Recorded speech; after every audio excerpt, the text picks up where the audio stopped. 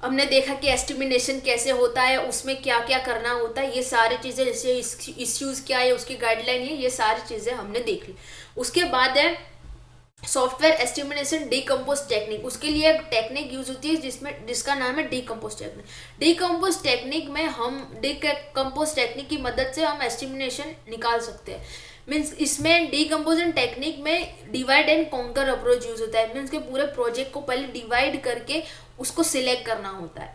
Let's see, this is the basic step of decompose technique.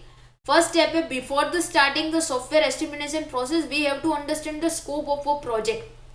जब हम estimation project start करते हैं तो उससे पहले हमारे प्रोजेक्ट का क्या स्कोप है, उसकी क्या रिक्वायरमेंट है, ये सारी चीज़ें हमें जाननी पड़ती है। मीन्स कि अगर हम किसी भी सॉफ्टवेयर प्रोजेक्ट का एस्टिमेशन निकालने बैठते हैं तो हमें सॉफ्टवेयर के बारे में पूरी नॉलेज होनी चाहिए। ऐसा नहीं होना चाहिए कि हमें हमारे सॉफ्टवेयर के बारे में पूरी नॉलेज ना हो। अगर हमारी नॉलेज ना हो तो हम प्रॉपर एस्टिमेशन नहीं निकाल सकते।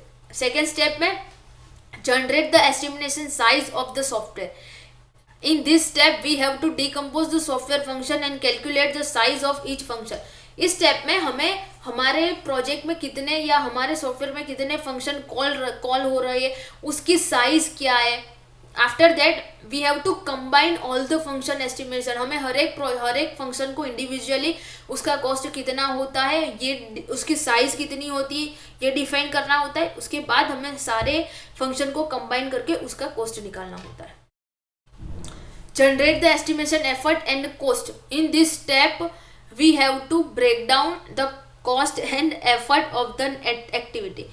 इस स्टेप में हमें सीक्वेंस ऑफ एक्टिविटी डिफाइन करनी होती है। मीन्स कि एट अ टाइम हम सॉफ्टवेयर में कितनी एक साथ सीक्वेंस ऑफ एक्टिविटी परफॉर्म हो रही है और उस परफॉर्म करने के लिए कितना कॉस्ट और कितना टाइम लगता है, ये सारी चीज़ें हमें एक्टिविटी में डिफाइन करनी होती है।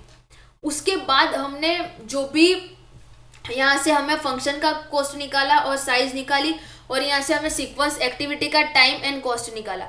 इसके बाद हमें ये दोनों को कंबाइन करना है। इसे कहते हैं रिकंसोलिडेशन ऑफ एस्टिमेट। दोनों स्टेप को कंबाइन करके हमें एक एस्टिमेशन नंबर देना है या एस्टिमेशन प्रोजेक्ट का एस्टिमेशन निकाल सकते हैं।